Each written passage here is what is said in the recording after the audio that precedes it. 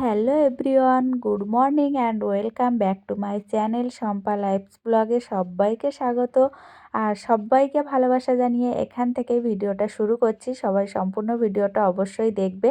তো সকাল সকাল একটু চা না খেলে তো মুডটা ঠিকই হয় না আমার। আর তার মধ্যে একটু ভাজা বসিয়ে দিয়েছি দুপুরের জন্য, যেহেতু আমি রান্না করে দোকানে নিয়ে যাব ওই জন্য।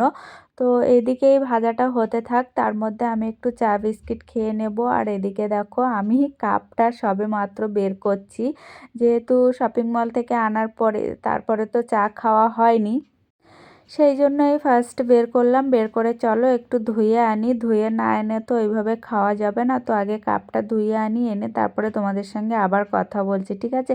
তার মধ্যে চাটাও আমার হয়ে যাবে। তো বন্ধুরা, আমি কাপ ধুয়ে এনেছি, এনে দেখো 3টে বিস্কিট নিয়ে নিয়েছি আর একটুখানি চা বানিয়েছি। আমি বেশি চা বানাইনি, যেহেতু আমি দোকানে যেয়ে আবার দুপুরে লাঞ্চটাও করতে হবে ওই জন্য। তো যাই হোক, সকালে একটুখানি চা হলেই হয়ে যায়।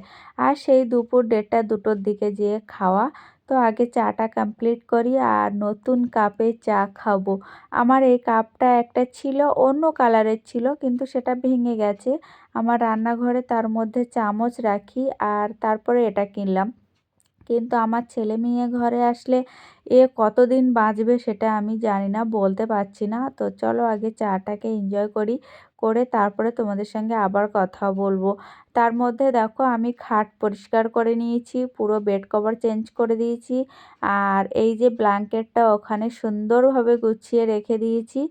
তো চলো আগে চাটা খাই আর একটু গান শুনবো, কারণ চা খেতে খেতে একটু গান শুনলে মাইন্ডটাও ফ্রি হয়ে যায়। তো আগে আমি টিভিটা অন করি, অন করে তারপরে আবার আসছি, ঠিক আছে? তো বন্ধুরা দেখো আমি চা খেতে বসে গেছি আর তার মধ্যে আমার বান্ধবী ফোন করলো। আমার বান্ধবীর সঙ্গে কথা বলছি আর চা খাচ্ছি। তো ওই স্কুলের বিষয়ে কিছু জানছিল যে কতদূর কি হলো। তো ওই জন্য আমি ওর সঙ্গে কথা বলছিলাম আর এই ভিডিওটা শ্যুট করেছিলাম। তো যখন আমি ভিডিওটা অন করি তখন দেখি আমার যে সাউন্ডটা সেই সাউন্ডটা আর নেই। ও মানে কথা বলছিল, তো তখন ওই জন্য সমস্যা হয়েছে। তো যাই হোক, ভালোই হয়েছে, এমনিতে তো সাউন্ডটা আমি মিউট করে দিই, কোনো প্রবলেম হয় না। তো চলো আমি চাটা খেয়ে নিই, খেয়ে চান দান করে রেডি হব, ফ্রেশ হব, ফ্রেশ হয়ে তারপরে দোকানে বেরোবো। তো চলো এই পর্যন্তই রাখছি। আমি একবারে তোমাদেরকে, হ্যাঁ, আর একটু কি রান্না করছি সেটা তোমাদের সঙ্গে শেয়ার করব। শেয়ার করে কমপ্লিট করে তারপরে আমি ফ্রেশ হয়ে বেরোবো, তখন আবার তোমাদের সঙ্গে আসবো, ঠিক আছে? কারণ শুধু ভাজা তো আর নিয়ে যাব না, একটা মাছের তরকারিও হবে। তো চলো আমি তোমাদেরকে সবটা দেখাই, তারপরে আসছি। তো বন্ধুরা, চাটা কমপ্লিট করে তারপরে এই যে দেখো মাছ ভাজাটাও আমার অনেকটা হয়ে গেছে। আর এখানে তো এই মাছ ছাড়া তো আর অন্য মাছ বলতে নদীর মাছ আর যা খাবে, কাটা মাছ ছাড়া তো অন্য কিছু পাওয়াও যাবে না। আর অন্য কিছু আমাদের এখানে মনে হচ্ছে গড়িয়াতে সব থেকে বেস্ট মাছের দাম, মানে এত মাছের দাম কি বলবো। তো যাই হোক, আমি এই রুই মাছ না কাতলা মাছ, সরি আমি মাছটা অতটা চিনতেও পারি না। গ্রামের মানুষও আমি মাছটা অতটা চিনতে পারি না। মানে রুই মাছ, পোনা মাছ, এই মাছের মধ্যে না আমি গুলিয়ে ফেলি। তো তার মধ্যে দেখো মাশরুম আছে, মাশরুমগুলো একটু রসুনটা বেশি দিয়েছি, কারণ এতে রসুনটা একটু বেশি দিলে ভালো লাগে। আর এদিকে ঝিঙা কেটে রেখেছি, কারণ অনেক দিন ঝিঙা খাওয়া হয় না। আমি দোকান থেকে কাজটা শিখে, মানে আমি দোকানে অ্যাকচুয়ালি যাই কাজ শিখতে, তো সেখান থেকে আসার সময় আমি গড়িয়া স্টেশনে সবজি মার্কেটিং করে তারপরে ঘরে ঢুকি।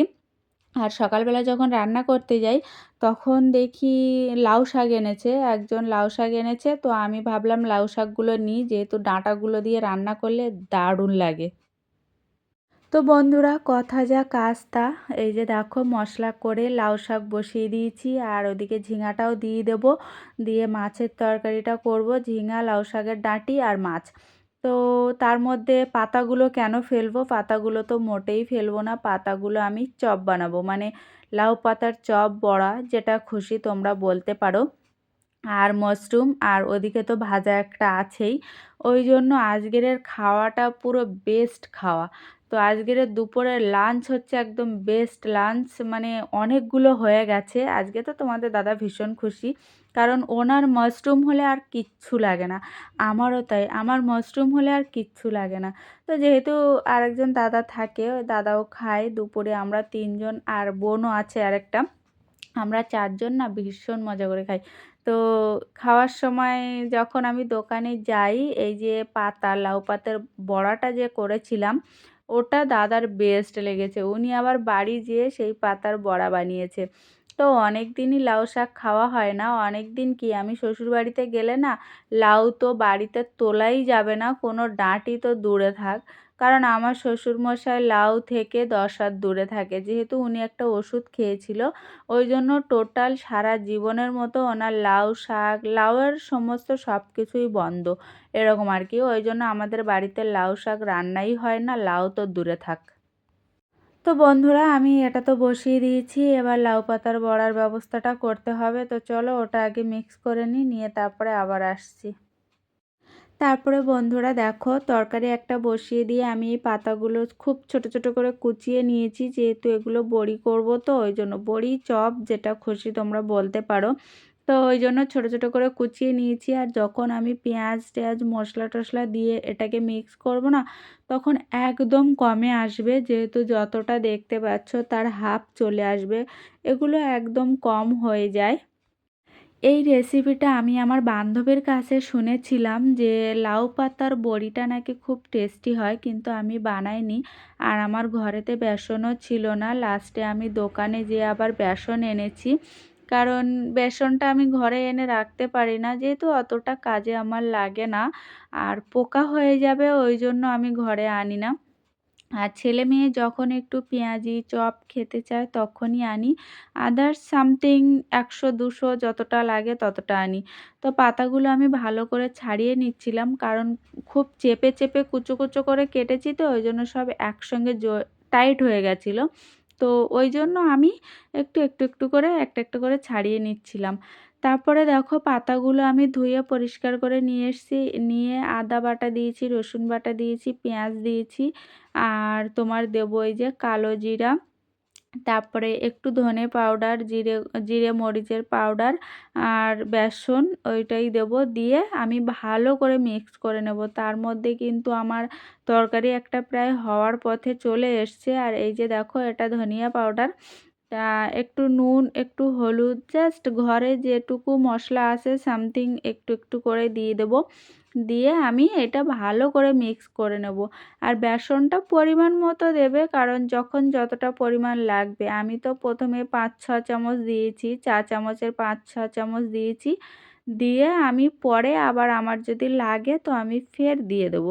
একসঙ্গে বেশি দিলে না সেই বেসনটাই বেশি হয়ে যাবে, পাতাটা কম হয়ে যাবে, ওই জন্য একটু চেক করে করে তারপরে দিতে হবে। তো চলো আমি এটা ভালো করে মিক্স করে নিই। তার মধ্যে আমার তো একটা তরকারি প্রায় হওয়ার মুখে চলে এসছে। এই যে দেখো, যখন এক গামলি দেখেছিলে তোমরা, আর লাস্টে যখন আমি এটা মিক্স করলাম তখন একটুখানি হয়ে গেছে। আর এদিকে দেখো আমার তরকারি হয়ে গেছে। আর আমি খুব বেশি ঝোল করিনি, কারণ আজকে 3-4টে তরকারি হয়েছে, ওই জন্য আমি এটা অল্প একটুখানি করেছি। আর ঝোলে কিন্তু আমার মাছটা দিইনি, আমি মাছটা ভাজাই রেখেছি, 2-3টে মাছ আমি ভাজা রেখেছি, যেহেতু আমি দুপুরে খাবো আবার রাত্রেতেও খাবো। যেটুকু রান্না হয় সেটুকুই আমি সামথিং করে রেখে যাই আর দোকানে নিয়ে যাই। তো চলো আমি খাবারগুলো প্যাক করব, তারপরে বড়িটাও ভাজবো, ভেজে আবার তারপরে তোমাদের সামনে আসব। কারণ আমি চান করব, পুজো দেব, পুজো দিয়ে খাবার প্যাক করব, বহুত কাজ। লাস্টে এই যে একটু জিরে মরিচ দিয়ে দিলাম, দিয়ে আমি ওদের তরকারিটা প্যাকিং করে নেব, নিয়ে আমারটা একটুখানি বাটিতে তুলে নেব। আর এই যে দেখো, বড়িটা অলরেডি হয়ে গেছে, আমার চানও হয়ে গেছে, পুজো দেওয়াও হয়ে গেছে, আর ওদিকে খাবারও রেডি করা হয়ে গেছে। আর এই একটা প্যাকেট আমি লাস্টে বার করেছি, আর আমার জন্য ওই যে তরকারি আমি একটুখানি তুলে রেখেছি, আর মাছ ভাজা বাটিতে রেখেছি, সেটা আমি তোমাদেরকে দেখাচ্ছি, কারণ মাছ ভাজাটা একটু এক সাইড করে রেখে দিয়েছিলাম। এই যে 3টে মাছ রেখেছি, যেহেতু দুপুরে খাবো রাত্রে খাবো। আর তরকারিতে তুলে রেখেছি, সেটা তোমরা দেখলে, আমি কোনো মাছ তুলে রাখিনি। এবার এই চপগুলো নেব, নিলেই আমার হয়ে যাবে। আর কড়াইতে এই যে 4টে আছে, এটা আমার জন্য রেখেছি রাত্রের জন্য, যেহেতু আমি রাত্রে একটু মাছ ভাজা আর এই চপটা হলেই হয়ে যাবে, আর কিচ্ছু লাগবে না। তো বন্ধুরা আমি অলরেডি রেডি হয়ে গেছি, খাবারও নিয়ে নিয়েছি। এবার আমি যাব দোকানে। তো তোমরা ভাবো যে আমি সবসময় দোকানে কেন যাই? আমি যাই কাজ শিখতে। কারণ ঘরে বসে বসে কি করব, টুকটাক তোমাদের দাদা বললো দোকানে এসে একটু কাজটা শেখার চেষ্টা করো। তো চেষ্টা করতে তো কোনো বাধা নেই, তাই না? তো আমি এবার চাবি দিয়ে নিচ্ছি, নিয়ে আমার সমস্তটা রেডি হয়ে গেছে। আর সেই আসবো রাত ৮টার দিকে, ৮টা সাড়ে ৮টার দিকে। তো আজকের এই ভিডিওটা কেমন লাগলো অবশ্যই সবাই কমেন্ট করে জানাবে। আর আমি বুঝতে পারছি না আমার চ্যানেলের হাল কি হবে, কারণ আমি পরে এটা নিয়ে পরে ভাববো, এখন অতটা ভাবতে পারছি না যেহেতু মাথার মধ্যে অনেক কিছু ঘুরছে। তো এই যে দেখো এই জামাটাই পরে নিয়েছি, যেহেতু এটা একটু নতুন নতুন কটা দিন আছে তো ওই জন্য পরবো, খুব পরবো। আর কালারটাও আমার বেস্ট লেগেছে, আর জামাটাও আমার খুব ভালো লেগেছে। তো যেটা বলছিলাম মাথার মধ্যে অনেক কিছু ঘুরছে, তো ওই জন্য এটা নিয়ে আর ভাবছি না, জাস্ট ভিডিও ছাড়তে হয় তাই ছাড়ছি। কারণ ভালো লাগছে না, কিছুই ভালো লাগছে না। সব কিছু ঠিকঠাক হবে, শান্ত হয়ে বসবো, তারপরে সব কিছু চিন্তাভাবনা করব। তো চলো আজকের মতো এ পর্যন্তই রাখছি। সবাই ভালো থাকবে, সুস্থ থাকবে। আমি রেডি হয়ে বেরোলাম, কারণ আমার বেরোতে বেরোতে প্রায় ১ ঘন্টা লেগে যাবে। তো টাটা, সবাই ভালো থেকো, সুস্থ থেকো। দেখা হবে নতুন ভিডিওতে। আর যারা নতুন, একটা সাবস্ক্রাইব করে দিও, একটা লাইক করে দিও, একটা ছোট্ট কমেন্ট করে দিও। তো কেমন লাগছে অবশ্যই জানিও। আর ভিডিওতে কি কি প্রবলেম হচ্ছে সেটাও যদি একটু জানাও তাহলে আমার খুব ভালো হয়। তো চলো এখনকার মতো টাটা, দেখা হবে নেক্সট ব্লগে। সবাই ভালো থাকবে, সুস্থ থাকবে। বাই, সবাই ভালো থেকো। টাটা।